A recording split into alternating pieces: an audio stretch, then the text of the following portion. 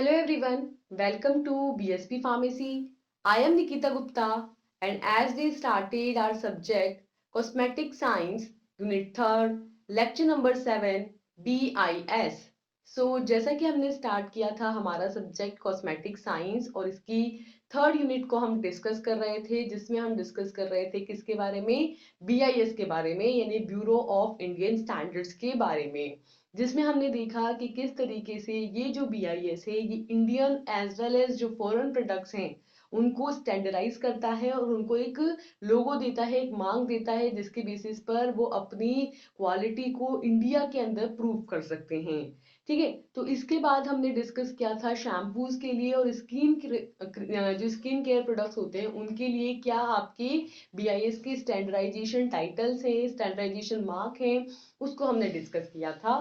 ठीक है, तो इसी के अंदर हम स्किन क्रीम को फर्दर कंटिन्यू करेंगे और नेक्स्ट देखेंगे रिक्वायरमेंट्स। रिक्वायरमेंट्स के अंदर है फर्स्ट डिस्क्रिप्शन। डिस्क्रिप्शन में है कि the skin cream shall be in the form of a thick emulsion और uncutaneous mass of an pleasant odor. It shall be white or pigmented or of uniform color.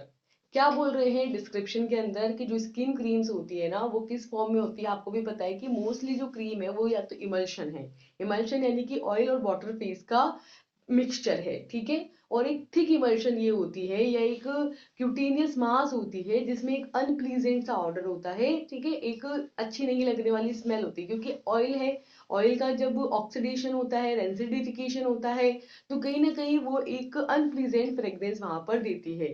ठीक है, तो यहाँ पर उसको मास्क करने के लिए हम इसके अंदर कोई पर्टिकुलर फ्लेवरिंग एजेंट या हम कह सकते हैं परफ्यूमिंग एजेंट वगैरह इसमें ऐड करते हैं। तो बेसिकली फाइनल जो हमारे पास क्रीम निकल के आती है वो क्रीम एक थिक इमल्शन होती है जिसका एक प्लीजेंट मास्क होता है और दिखने में कैसी होती है, मोस्टली आपके व्हाइट कलर की या पिगमेंटेड या यूनिफॉर्म कलर की आपकी ये क्रीम होती है। ठीक है, इंग्रेडिएंट्स की अगर हम बात करें तो unless specified otherwise all the raw materials used in the manufacture of skin creams shall conform to the requirements which is prescribed in the relevant Indian standard.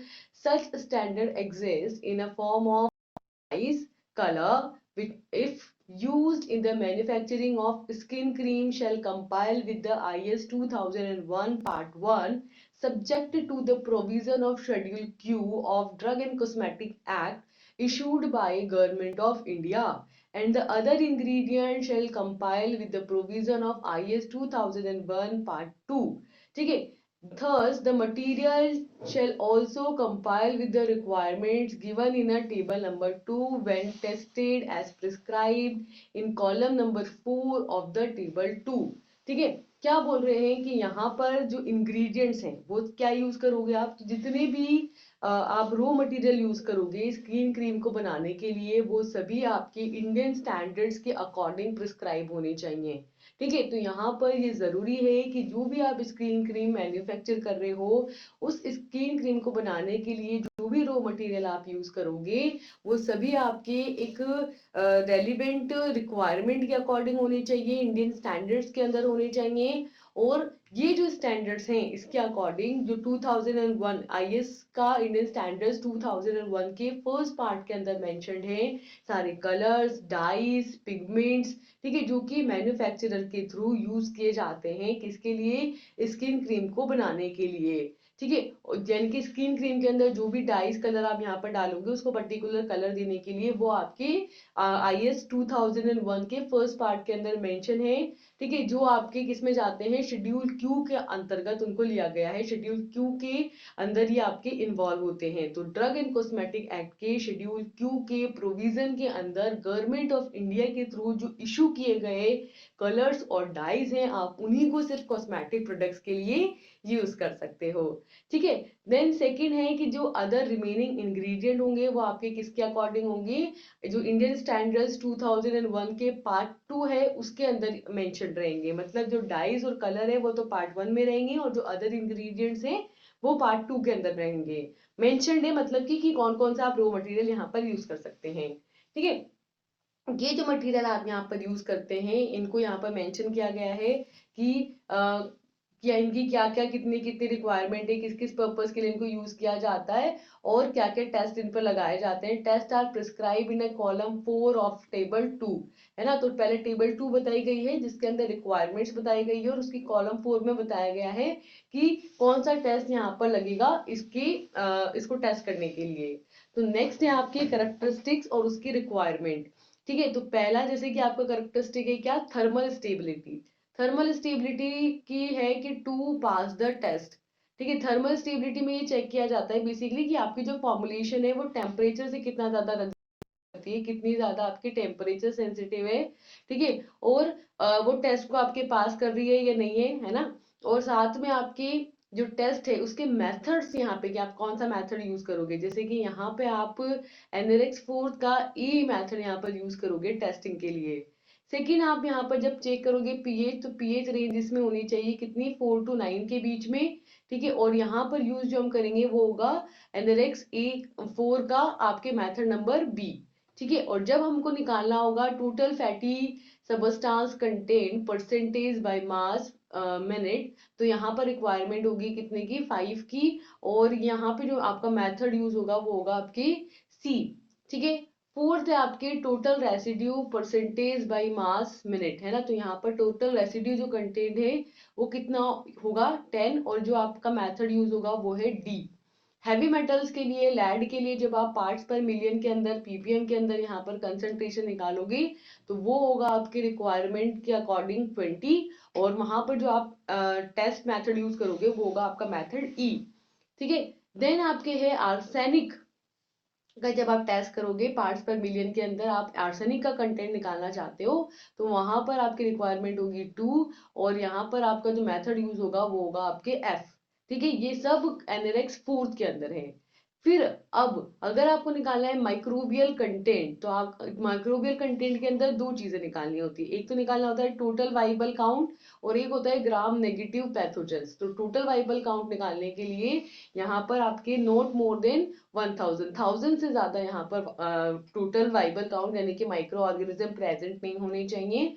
और आईएस नंबर जो है यहाँ पर जो आता है वो है 14648। ठीक है, and then gram negative pathogens की बात करें तो यहाँ पर आएगा आपके लेस देन 10, 10 से कम, और आपकी नंबर आएगा कितना 14648। ठीक है, ये नंबर आएगा आपके। तो इस तरीके से हमारे को क्या समझ में आया कि for the creams based on beeswax and borax the pH shall be between 5 to 10, की यहाँ पर जो अपनी क्रीम्स हैं, ठीक है, उसके अंदर जो आपकी बीवेक्स है बोरेक्स है, ठीक है, तो उनका आपको चेक करना रहता है कि भाई ये जो क्रीम्स हैं जो बीवेक्स और बोरेक्स के ऊपर बेस्ड है उनके अंदर जो पीएच रेंज होगी वो कितनी होगी, 5 to 10 के बीच में होगी। फिर आपके है सेकंड की if all the raw materials requiring the test for the heavy metals and arsenic have been so tested and compiled with the requirements, then the manufacturer may not test the finished cosmetic for the heavy metals and arsenic। कि अगर आपके सारे जो भी raw materials हैं उन सबको हमको टेस्ट करने की जरूरत है हैवी मेटल्स के लिए, आर्सेनिक के लिए, तो उनको इस तरीके से टेस्ट कि वो सभी आपकी रिक्वायरमेंट्स को फुलफिल करते हो, और जो मैन्युफैक्चरर है वो फिनिश्ड कॉस्मेटिक प्रोडक्ट के लिए के साथ यहाँ पर टेस्ट ना, मतलब फिनिश्ड प्रोडक्ट के लिए आपको अलग से यहाँ पर हैवी मेटल और आर्सेनिक का टेस्ट नहीं करना पड़े, है ना। आपके रॉ मटेरियल को ही हम टेस्ट कर लेंगे, रॉ मटेरियल के अंदर ही नहीं होगा ना जब, तो हम ऐसा एक्सपेक्ट करेंगे कि फाइनल प्रोडक्ट में भी हमारा हैवी मेटल और आर्सेनिक यहाँ पर नहीं जाएगा। ठीक है, तो इस तरीके से ओवरऑल हमको क्या समझ में आ रही है चीजें कि अलग अलग यहाँ पे एक स्टैंडर्ड्स हमको बता रखे हैं कि भाई जैसे पीएच इस रेंज में होनी चाहिए, थर्मल स्टेबिलिटी ऐसा होना चाहिए कि पास हो जाए, फैटी कंटेंट 5% होना चाहिए, है ना, टोटल रेसिड्यू सिर्फ 10% होना चाहिए, हैवी मेटल सिर्फ 20 ppm होना चाहिए, आर्सेनिक सिर्फ 2 ppm होना चाहिए, माइक्रोबियल कंटेंट 1000 से ज्यादा नहीं होना चाहिए। तो ये सब स्टैंडर्ड्स हमने फिक्स कर रखे हैं कि भाई जो भी हमारा रॉ मटेरियल है ना उसके लिए हम टेस्ट लगा करके इस बात को इंश्योर कर लेंगे ताकि हमें फिनिश प्रोडक्ट को लेकर के कोई डाउट ना रह जाए। ठीक है, नेक्स्ट है आपकी सेम पैकेजिंग एंड मार्केटिंग। ये सब हमने शैम्पूज में भी डिस्कस किया है, अब हम इसको क्रीम्स के केस में डिस्कस कर रहे हैं। ठीक है, तो next is packaging and marketing. ठीक है, तो नेक्स्ट अगर हम बात करें पैकेजिंग और मार्केटिंग की, तो इसका मतलब ये है कि हम किस तरीके से जो हमारी क्रीम्स हैं उनको पैकेज करेंगे और उसकी जब मार्केटिंग करेंगे तो उसके लेबलिंग कैसे करेंगे, क्या क्या चीजें उसके लेबल पे मेंशन करेंगे। ठीक है, तो पैकेजिंग की अगर हम बात करें तो पैकेजिंग के अंदर है कि the material shall be packed in a suitable well close container, कि जो हमारा मटेरियल होगा उसको हम एक वेल क्लोज कंटेनर के अंदर अच्छे से पैक करेंगे। ये कंटेनर हमारा प्लास्टिक का हो सकता है, ठीक है, मोस्टली तो प्लास्टिक ही होता है, बट प्लास्टिक भी हो सकता है और अदर कोई मटेरियल भी हो सकता है ना, किसी अदर में भी पैकेजिंग कर सकते हैं। नेक्स्ट है मार्केटिंग। मार्केटिंग की बात करें तो the container shall be legibly marketed with the following information, कि जो हमारा कंटेनर होगा उसके अंदर ये फॉलोइंग इंफॉर्मेशन के साथ उसकी मार्केटिंग की जाएगी। फर्स्ट होगा आपकी नेम ऑफ मटेरियल, कि मटेरियल का नाम क्या है आपकी, मैन्युफैक्चरर्स नेम और इट्स रिकॉग्नाइज्ड ट्रेडमार्क, है ना, मैन्युफैक्चरर का नाम मेंशन होगा, मैन्युफैक्चरिंग जो कंपनी होगी, जो प्रोडक्ट का ट्रेडमार्क होगा वो मेंशन होगा, and net mass of the material, material का कितने ग्राम्स या कितने ml में आपका है मटेरियल वो मेंशन होगा, month and year of manufacturing and packaging, कि किस साल में उसको बनाया गया है ना, कब कौन सा उसका मंथ है पैकेजिंग का और पैकिंग का, वो इसके अंदर मेंशन होगा। साथ में मेंशन होगा उसका बैच नंबर या उसका एलओटी नंबर इन कोड्स और अदरवाइज, या तो कोड में भी लिख सकते हैं या फिर सिंपली भी आप उसका बैच नंबर या एलओटी नंबर लिख सकते हैं। ठीक है, तो ये सारी चीजें सेम है जो कि अपन ने शैम्पूज के अंदर करी है ना, जो अपन शैम्पूज पे करी है वही सेम यहाँ पर क्रीम्स के अंदर है। ठीक है, नेक्स्ट है यहाँ पर सैम्पलिंग। सैम्पलिंग कैसे करेंगे, so the representative samples of the material shall be drawn as prescribed in IS 3958, and for this test for the all the characteristics shall be carried out on the composite sample as per the methods which is referred under the column 4 and column 5 of the table 2. Thus, the material shall be taken to have conformed to the standards if the composite sample pass all the test. क्या बोल रहे हैं कि यहाँ पर sampling जो हम करेंगे ना, ठीक है, तो सैम्पलिंग के अंदर हमारा जो मटेरियल रहेगा उस मटेरियल का जो रिप्रेजेंटेटिव सैंपल रहेगा, ठीक है, इसको हम प्रिस्क्राइब करेंगे किसके अकॉर्डिंग, जो हमारा IS इंडियन स्टैंडर्ड है 3958 उसके अकॉर्डिंग हम यहाँ पर हमारे जो मटेरियल है उसकी सैम्पलिंग करेंगे। इसके अंदर हम वो सारे कैरेक्टराइजेशन के टेस्ट यहाँ पर परफॉर्म करेंगे जो आपके कंपोजिट सैंपल को रिप्रेजेंट करते हैं। ठीक है, तो यहाँ पर आपके कॉलम नंबर 4 और कॉलम नंबर 5 के अकॉर्डिंग यहाँ पर जो आपके टेस्ट मेथड्स होंगे उनको यहाँ पर मेंशन किया जाएगा कि भाई ये टेस्ट परफॉर्म करने हैं आपको और ये रिजल्ट यहाँ पर आ सकने की पॉसिबिलिटीज है। साथ में हम चेक करेंगे कि क्या क्या रिजल्ट आया है किसके साथ, आपके कंपोजिट सैंपल के साथ, है ना, सैंपल के अकॉर्डिंग आपके क्या क्या रिजल्ट है ना, तो उसको कॉलम नंबर 4 और कॉलम नंबर 5 में मेंशन करेंगे। देन हम इसके अंदर जो हमारा स्टैंडर्ड्स रहेंगे, ठीक है, उन स्टैंडर्ड्स की जो क्वालिटी होगी, जो भी मटेरियल हम यहाँ पर यूज कर रहे हैं उन मटेरियल्स की कंफॉर्मिटी को टेस्ट करेंगे, है ना, चेक करेंगे कि जो हमारा स्टैंडर्ड्स रहेंगे, ठीक है, उन स्टैंडर्ड्स के अकॉर्डिंग हम हमारे मटेरियल की कंफॉर्मिटी को चेक करेंगे कि हमारा जो मटेरियल है वो सारे टेस्ट को आपके पास करता है या नहीं। ठीक है, तो हमको क्या समझ में आया ओवरऑल कि हमारा जो मटेरियल है ना उस मटेरियल की हमको सैंपलिंग करनी है, ठीक है, उसको चेक करना है। तो अकॉर्डिंग टू IS 3958 के अकॉर्डिंग हमारा जो मटेरियल रहेगा उसका जो रिप्रेजेंटेटिव सैंपल है उसको हम लेंगे और उसके अंदर सारे कैरेक्टराइजेशन के टेस्ट करेंगे, स्टैंडर्ड के साथ उसको कंपेयर करेंगे और हम देखेंगे कि हमारा जो सैंपल है वो सारे टेस्ट को पास करता है या नहीं। देन हम यहाँ पर क्या करेंगे, quality of reagents. So in this, unless specified otherwise, pure chemicals and distilled water shall be employed in the test. कि अगर हमारा यहाँ पर स्पेसिफाइड होता है, अगर हमारा यहाँ पर स्पेसिफाइड रहता है तो यहाँ पर आपकी प्योर केमिकल्स और जो डिस्टिल्ड वाटर रहेगा, ठीक है, उसको हम टेस्ट के अंदर एम्प्लॉय करेंगे, उसको हम टेस्टिंग के अंदर चेक करेंगे कि भाई हमारे जो भी हमने केमिकल्स यूज किए हैं, डिस्टिल्ड वाटर चूज किया है, वो सभी हमारा अप टू द मार्क है या नहीं। ठीक है, तो इन सारी चीजों को हम यहाँ पर चेक करते हैं। क्लियर।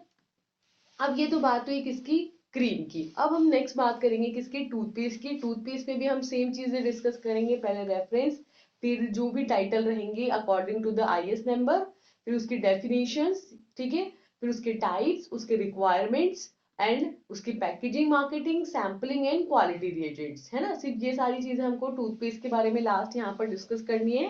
तो लास्ट है हमारा BIS specification and analytical methods for the toothpaste. तो इसकी अगर हम बात करें तो this standards prescribes the requirements and the methods of sampling and test for the toothpaste, ठीक है। तो यहाँ पे ये जो आपका स्टैंडर्ड है, ये आपकी जो सैंपल है उस सैंपल के अंदर उसको प्रोडक्ट को बनाने के लिए आपकी क्या क्या रिक्वायरमेंट्स है, उन रिक्वायरमेंट्स को मेंशन करता है। जो आपके सैम्पलिंग मेथड्स होता है उनको यहाँ पे बताता है, और जो टेस्ट होते हैं ना हमारे टूथपेस्ट के टेस्ट, वो इसके अंदर मेंशन्ड है। मींस की BIS स्पेसिफिकेशन में सब है कि भाई आपको क्या क्या रिक्वायरमेंट चाहिए, कितने कितने ग्राम के अंदर कौन कौन सा मटेरियल चाहिए, कौन सा मेथड चाहिए आपको सैम्पलिंग के लिए, टेस्टिंग कैसे करनी है, ये सारी चीजें, ठीक है। और फिर अगर हम रेफरेंसिंग की बात करें तो the Indian standards referred in the standard have been listed below. Other standards which are necessary adjuvant to this standard are given in an Annex Z. Thus, all the standards are subjected to revision, and parties to agreements based on these standards are encouraged to investigate the possibility of applying the most recent edition of the standard. क्या बोल रहे हैं कि Indian standard जो हमारा जो standard रहेगा ना, इस स्टैंडर्ड मतलब IP के अकॉर्डिंग जो हमारा, सॉरी इंडियन IS के अकॉर्डिंग इंडियन स्टैंडर्ड ने पूरी रेफरेंस लिस्ट दी है कि भाई कौन कौन से स्टैंडर्ड हैं, किस किस तरीके से यहाँ पर स्टैंडर्ड मेंशन्ड है कि भाई आपके ये स्टैंडर्ड्स हैं जो आपके फुलफिल होने चाहिए। स्टैंडर्ड के साथ ही कंपैरिजन वगैरह आपका होगा, तो इंडियन स्टैंडर्ड ने आपको स्टैंडर्ड को रेफर कर रखा है, ठीक है। और जो आपके अदर स्टैंडर्ड्स हैं वो भी कई बार जरूरी हो जाते हैं इस स्टैंडर्ड के साथ, जो कि आपके NLX जे के अंदर यहाँ पर मेंशन्ड है। जब आप IP वगैरह BIS की बुक देखोगे ना तो आपको यहाँ पर NLX जे देखने को मिलेगा। उसके अंदर आप जाकर स्टैंडर्ड्स और सारे स्पेसिफिकेशंस देख सकते हैं। ये जो सारे स्टैंडर्ड्स होंगे इनको आपको क्या करना होगा, रिवाइज करना होगा, ठीक है। जो भी पार्टीज इनको बना रही है, फॉर्मुलेट कर रही हैं, वो इसके साथ एग्री करेंगी कि भाई ये स्टैंडर्ड्स है जिनको हमें फुलफिल करना है। और वहां पर मतलब जो मोस्ट रिसेंट एडिशन होगा ना, उसके अंदर जो स्टैंडर्ड्स मेंशन होंगे उनको ही यहाँ पर इनकरेज किया जाएगा कि उनको ही हम यूज करें, उनको ही हम अप्लाई करें, ठीक है। तो बेसिकली ये कहना चाह रहे हैं कि भाई इंडियन जो स्टैंडर्ड्स हैं उसके अकॉर्डिंग जो हमारे स्टैंडर्ड्स रहेंगे ना, उनको ही फुलफिल किया जाएगा पार्टीज के थ्रू। उसके अकॉर्डिंग ही रॉ मटेरियल और सारा हम फिनिश प्रोडक्ट यहाँ पर फॉर्मुलेट करेंगे, मेथड वगैरह भी सब हम इंडियन स्टैंडर्ड्स के अकॉर्डिंग ही चूज करेंगे, ठीक है। तो यहाँ पर मेंशन किया गया है IS नंबर और उसका टाइटल कि भाई या कौन सा IS नंबर किस बात को रिप्रेजेंट करता है। तो जैसे कि हमारा IS नंबर है 3958 is to 1984 represents method of sampling cosmetics in the first revision. Then second 4707 is used for the classification of cosmetic material and adjuvants.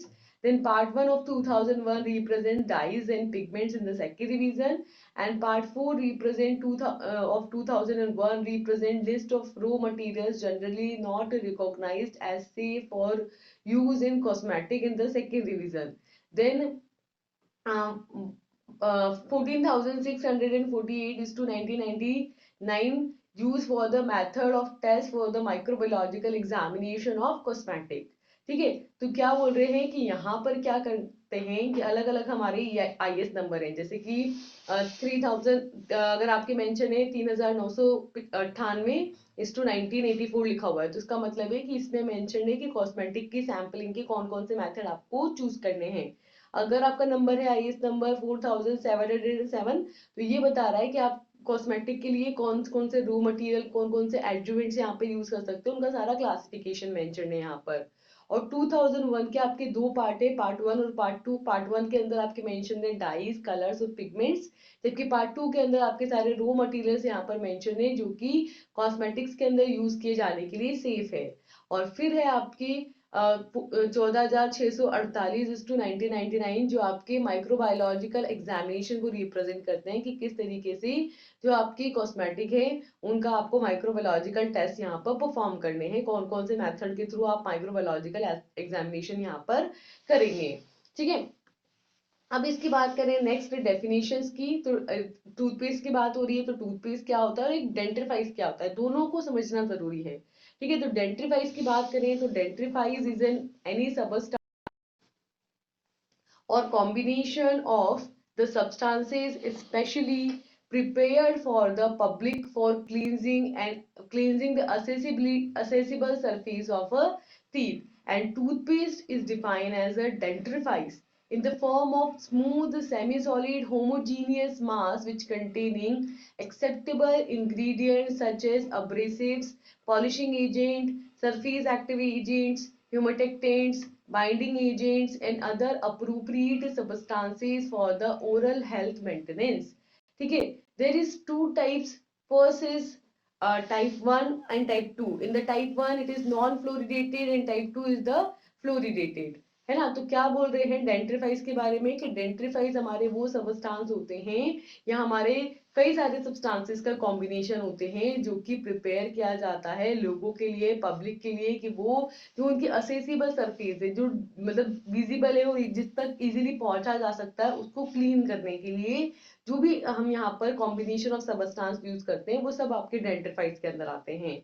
जबकि टूथपेस्ट आपके डेंट्रीफाइज का एक फॉर्म है। ठीक है, टूथपेस्ट डेंट्रीफाइज के अंदर आता है। ठीक है, डेंट्रीफाइज का ही एक फॉर्म है टूथपेस्ट जो कि एक स्मूथ सेमी सॉलिड और एक होमोजीनियस मास है जिसके अंदर सारे आपके एक्सेप्टेबल इंग्रेडिएंट्स हैं, जैसे कि उसके अंदर पॉलिशिंग एजेंट है, अब्रेसिव एजेंट है, सरफेस एक्टिव एजेंट यानी कि सर्फेक्टेंट्स हैं, ह्यूमेटेक्टेंट्स हैं, आपके बाइंडिंग एजेंट हैं और डिफरेंट सबस्टांसेस हैं जो कि ओरल हेल्थ के मेंटेनेंस के लिए यूज किए जाते हैं। ठीक है, और ये जो टूथपेस्ट होते हैं आपके मेनली दो टाइप के होते हैं, टाइप 1 और टाइप 2। टाइप 1 के अंदर आते हैं आपके नॉन फ्लोरिनेटेड और टाइप 2 के अंदर आते हैं आपके फ्लोरिनेटेड टूथपेस्ट। ठीक है, देन आते हैं आपके रिक्वायरमेंट्स कि भाई क्या क्या रिक्वायरमेंट है जो हमें टूथपेस्ट को मैन्युफैक्चर करने के लिए, उसको प्रिपेयर करने के लिए रिक्वायर्ड होते हैं।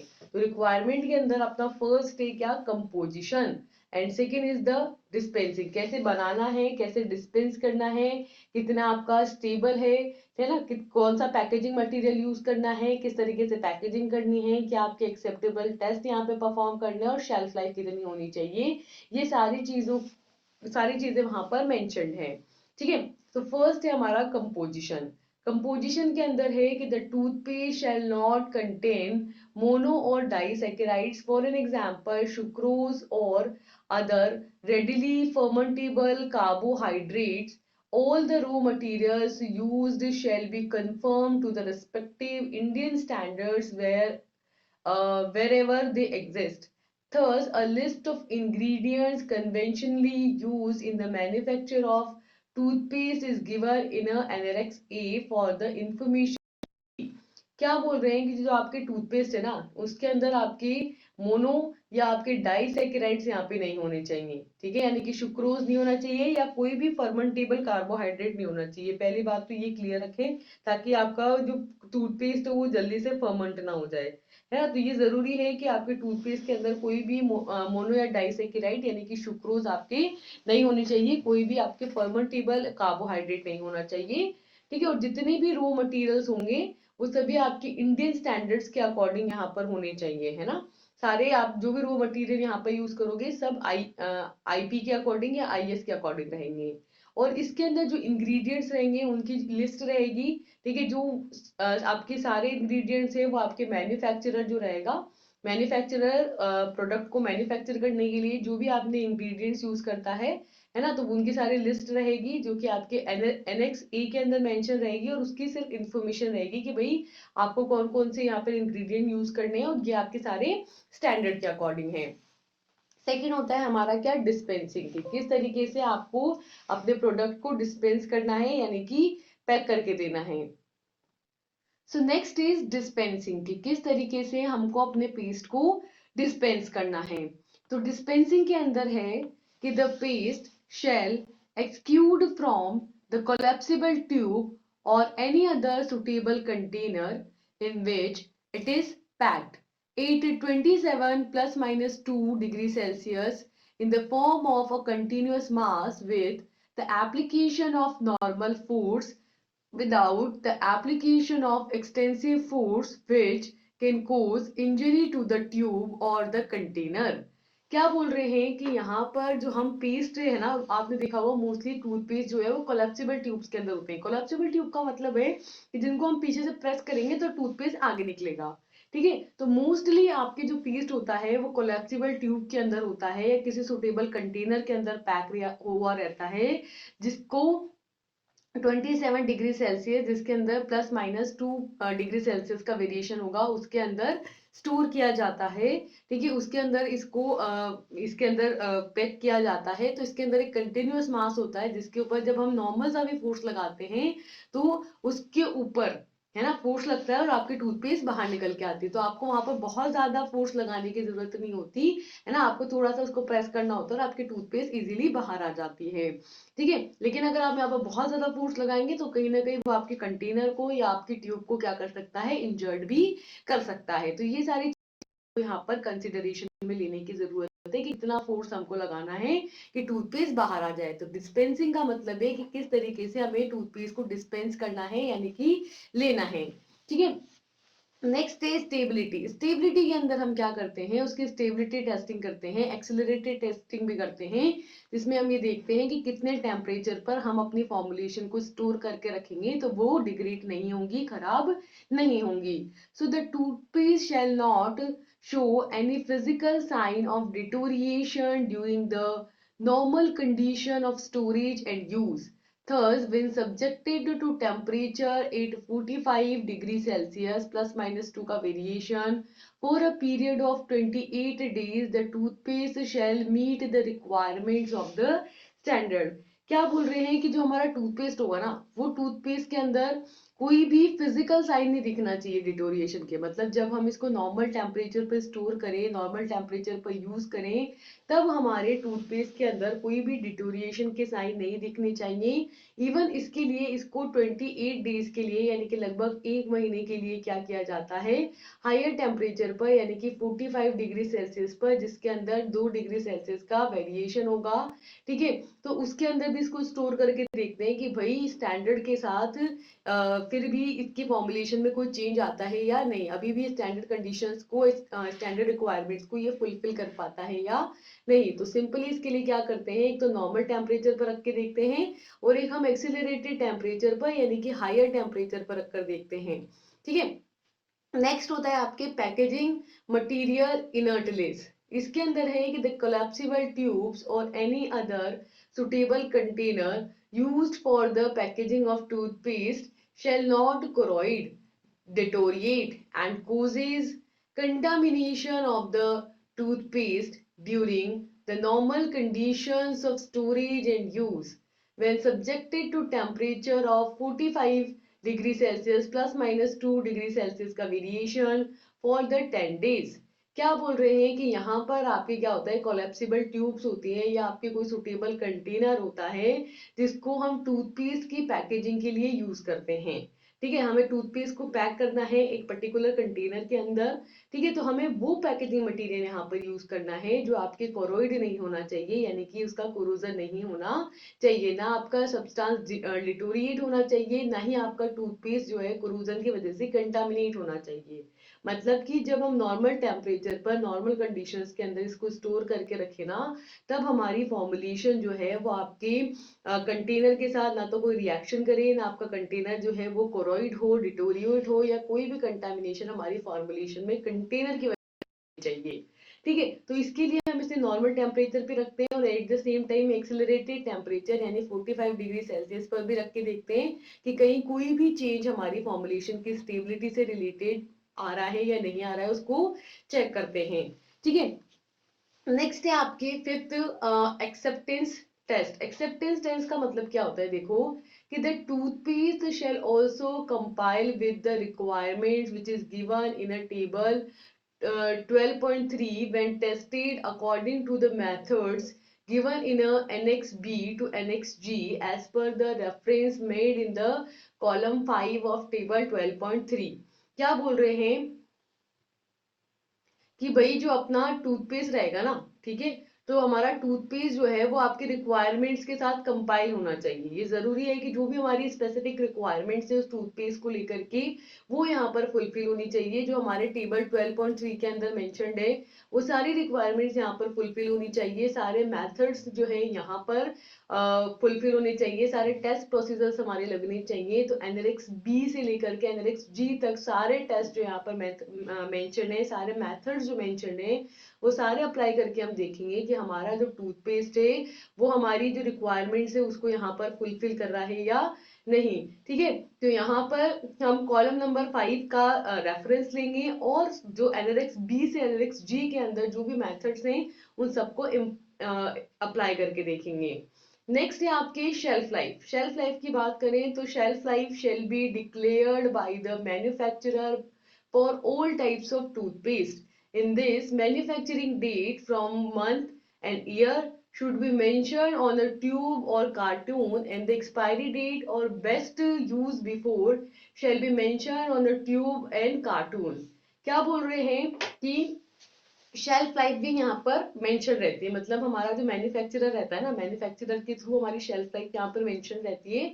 तो हमारे सभी तरीके के जो टूथपेस्ट है, ठीक है, उनकी इंफॉर्मेशन रहती है यहाँ पर कि भाई टूथपेस्ट है तो किस मैन्युफैक्चरर ने बनाया है, कौन कौन से इंग्रेडिएंट डाले हैं, और उसके बेसिस पर उसकी शेल्फ लाइफ मेंशन करता है कि इसकी फॉर्मुलेशन डेट क्या है और उसकी एक्सपायरी डेट क्या है ना। इसके अंदर मैन्युफैक्चरिंग डेट भी लिखी रहती है, मंथ और ईयर भी, कि किस तारीख को इसको बनाया गया है, किस तारीख को इसकी पैकेजिंग हुई है ना। ट्यूब और आपका जो कार्टून है यहाँ पर वो आपकी किस डेट का है ना। और साथ में एक्सपायरी डेट रहती है कि कब तक आप इसको यूज कर सकते हो, कब तक ये सेफ है कि इसको यूज किया जाए, उसके बाद इसको यूज नहीं करना है। ये सब भी यहाँ पर ट्यूब के ऊपर या कार्टून के ऊपर, दोनों के ऊपर आपके मेंशन रहता है। मतलब लेबलिंग के अंदर मैन्युफैक्चरिंग डेट और एक्सपायरी डेट दोनों मेंशन रहेगी और उसी के अकॉर्डिंग उसको यूज करना होता है प्रोडक्ट को। ठीक है, नेक्स्ट है आपके पैकेजिंग एंड मार्केटिंग। पैकेजिंग मतलब है कि कैसे आप अपने फॉर्मुलेशन को यानी कि टूथपेस्ट को पैक करेंगे एंड उसकी मार्केटिंग करेंगे। तो पैकेजिंग के अंदर है कि the toothpaste shall be packed in a collapsible tubes और in any suitable container such as सैशेस, pumps or any other suitable dispensing system। Hence, when the packed in a container, the container shall be properly sealed and have a leak-proof cap or closure। Thus, the containers, if necessary, may further be packed in the cartoons or in any other suitable packaging material। ठीक है, क्या बोल रहे हैं packaging के बारे में कि भाई जो आपके टूथपेस्ट है ना, उन टूथपेस्ट को हमें किस में पैक करना होता है, कोलैप्सिबल ट्यूब्स के अंदर या किसी भी सुटेबल कंटेनर के अंदर हम उसको पैक करते हैं, जैसे कि शैशेस के अंदर, पंप्स के अंदर, या जो भी हमारा डिस्पेंसिंग सिस्टम होता है उसके अंदर हम इसको पैक करते हैं। तो जब हम किसी कंटेनर के अंदर इसको पैक कर रहे होते हैं तब हमें कंटेनर को प्रॉपरली अच्छे से सील करना होता है ना। उस पर अच्छे से उसको लीक प्रूफ, कि भाई बिल्कुल भी लीक ना हो, लीक प्रूफ कैप लगानी होती है या अच्छा सा क्लोजर लगाना होता है। और अगर कंटेनर को नीडेड है तो हम इसको फर्दर, मतलब उसके बाद एक कार्टून में या एक सुटेबल पैकेजिंग मटेरियल के अंदर भी पैक करके फिर डिस्पेंस करते हैं। ठीक है, तो प्रॉपर पैकेजिंग होती है यहाँ पर। फिर आपके मार्केटिंग। मार्केटिंग में हम क्या क्या मार्क करेंगे, हम उस पे लेबल लगाएंगे, लेबल के ऊपर टूथपेस्ट का नाम, ठीक है, मैन्युफैक्चरर का नाम, मैन्युफैक्चरर का एड्रेस, उसका उसमें कितना वॉल्यूम आपने जो टूथपेस्ट है वो वहां पर पैक किया है, तो उसका नेट मास, उसका बैच नंबर, उसकी रिलेटेड इंफॉर्मेशन यहाँ पर मेंशन होती है।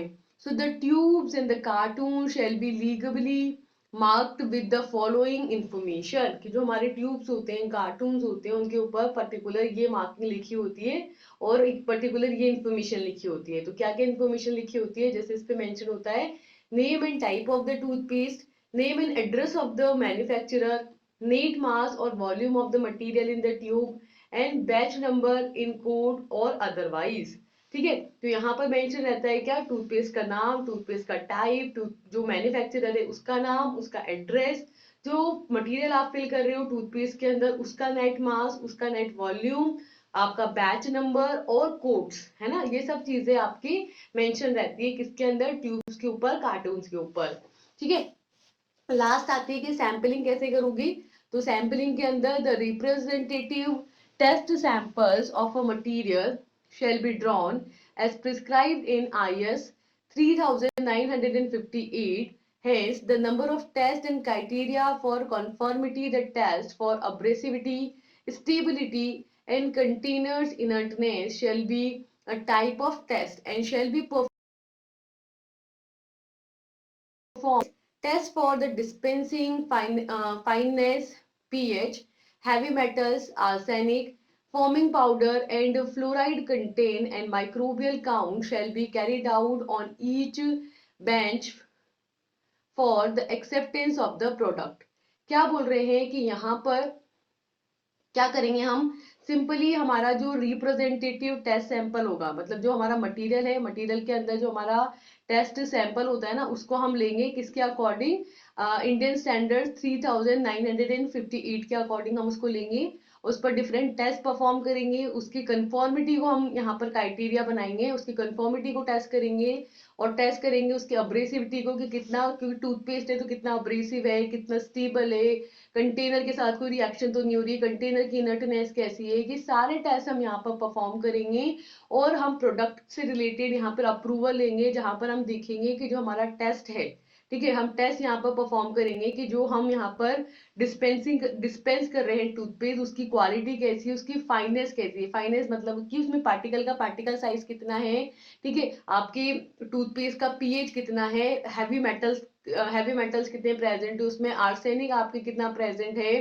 ठीक है, आर्सेनिक का कंटेंट कितना है, फॉर्मिंग रिएजेंट कितने हैं उसमें, फ्लोराइड कंटेंट कितना है, माइक्रोबियल काउंट कितना है, ये हर चीज यहाँ पर टेस्ट होगी और आपकी सभी जो अमाउंट है वो आपकी स्टैंडर्ड्स के अकॉर्डिंग होना चाहिए। हर एक बैच जो रहेगा उसके अंदर जो प्रोडक्ट रहेगा आपका, वो प्रोडक्ट एक्सेप्टेड वैल्यू का होना चाहिए, ठीक है। तो इन सारी चीजों को यहाँ पर चेक किया जाएगा, इवेलुएट किया जाएगा।